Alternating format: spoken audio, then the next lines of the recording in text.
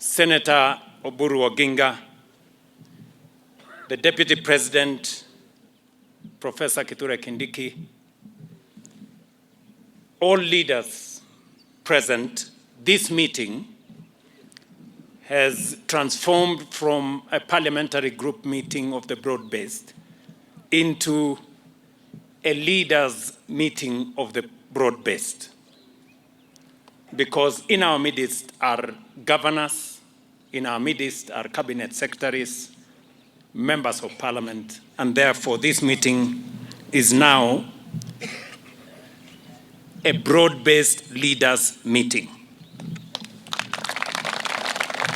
Fellow citizens, there are moments when those entrusted with leadership must account to the people, measure promises against performance, and set out clearly where they intend to lead the country next.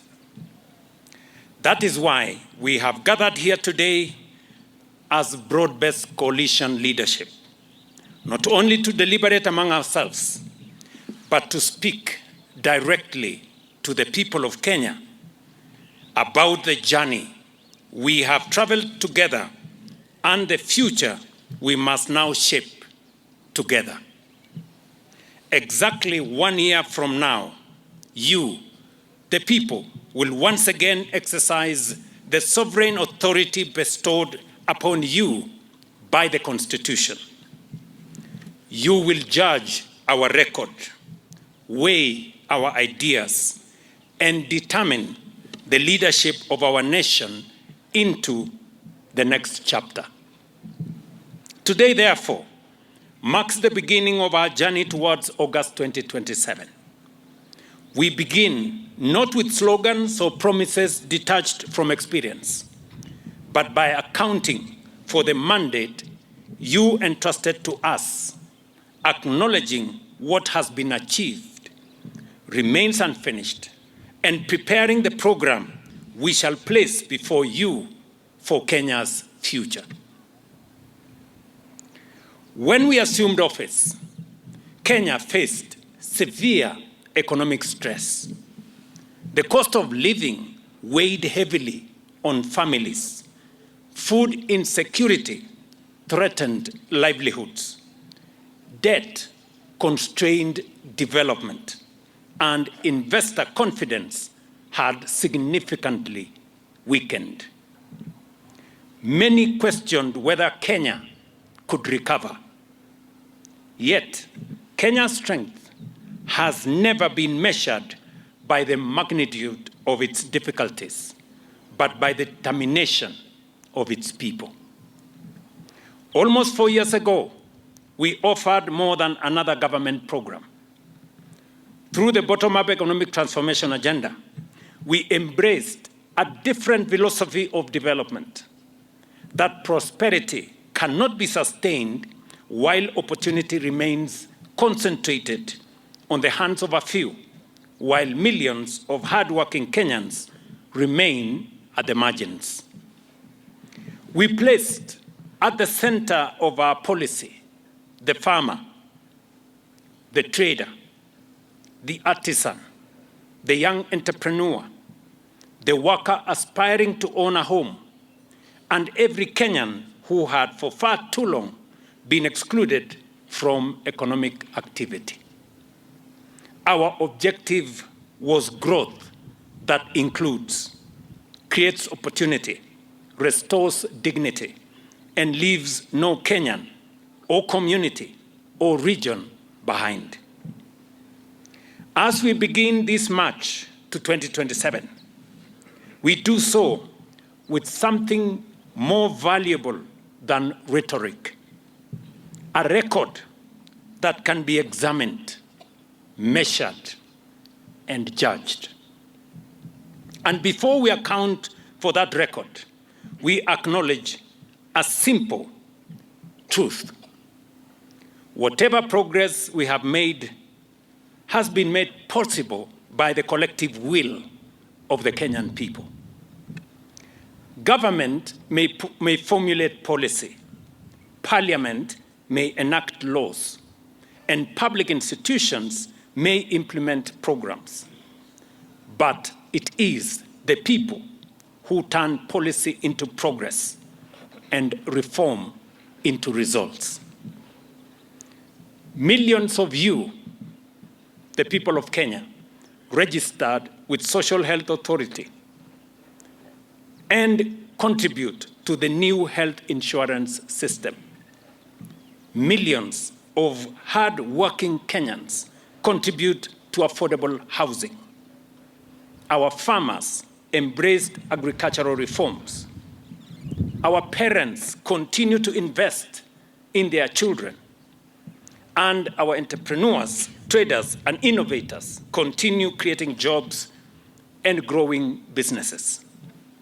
These achievements were not delivered by government to you. They were built by government together with you. They are your achievements as much as they are ours.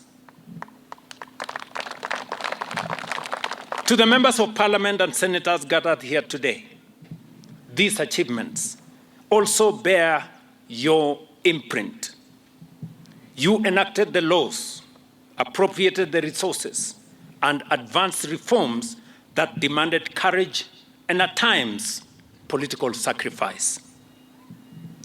They equally bear the contribution of our cabinet, our governors, public servants, and every public officer who translated policy into results. We governed with a plan.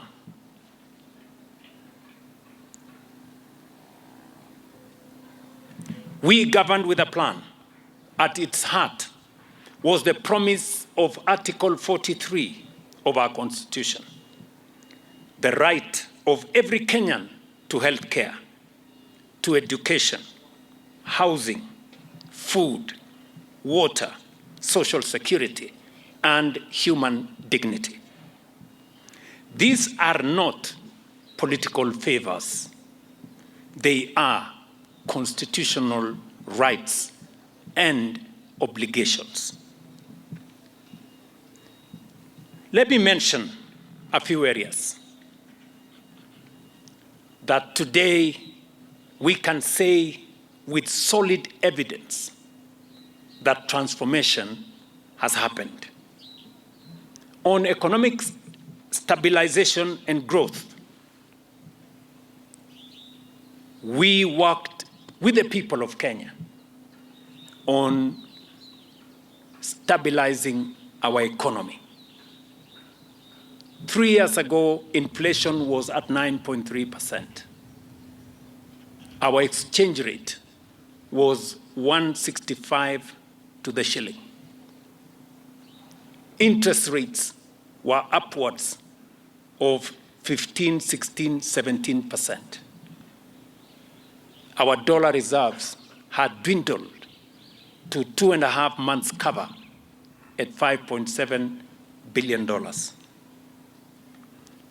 Our FDI was doing badly. Today, with confidence, we can face the nation and say, inflation has been stabilized.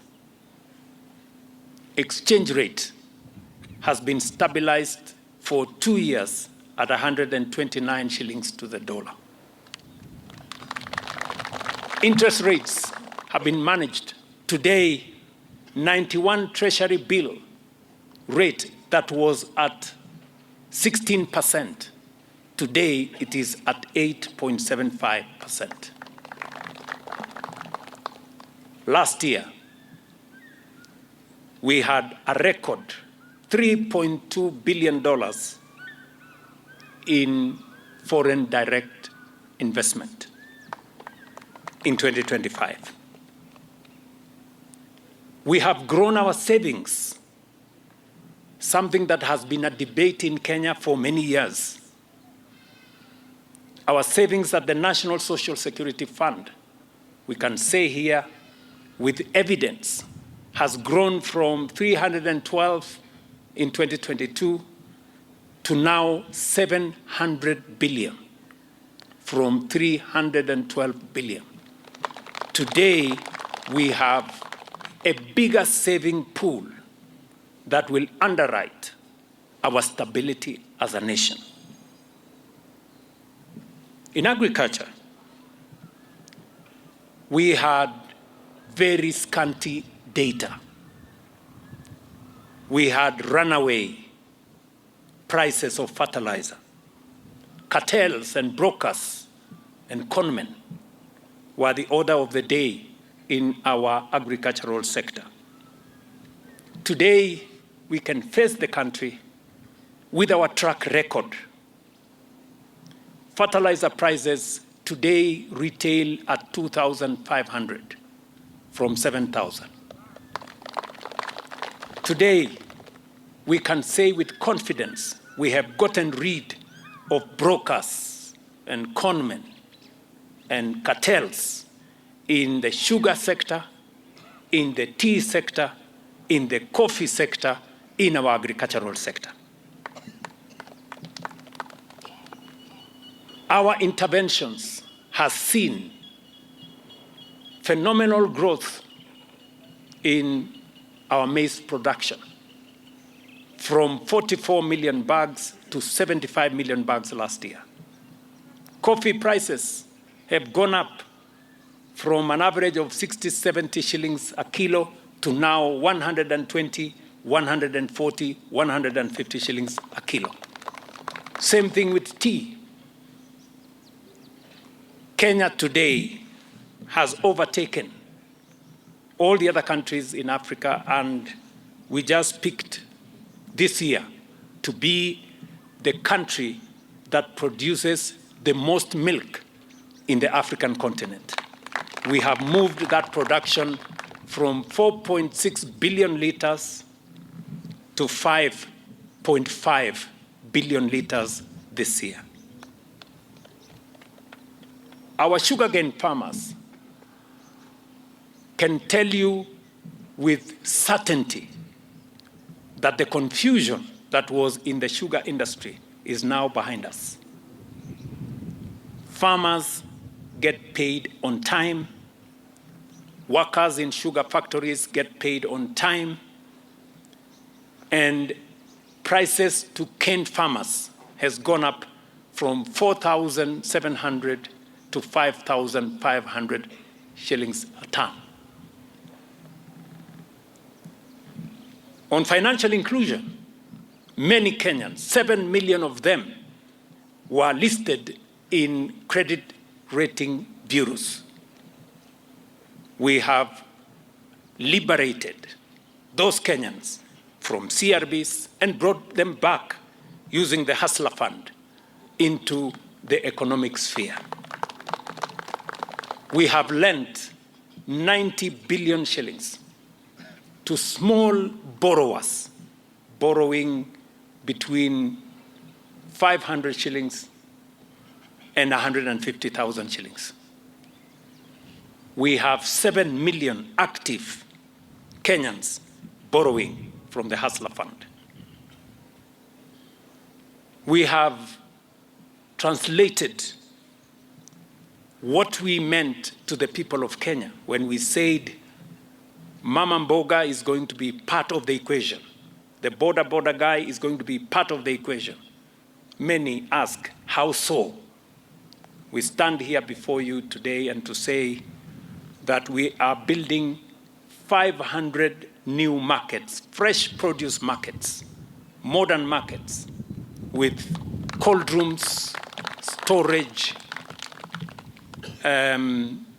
trading spaces, water, electricity, sanitation, and with a lot of confidence, our traders will be moving into these markets as we have already started the completion of many of them.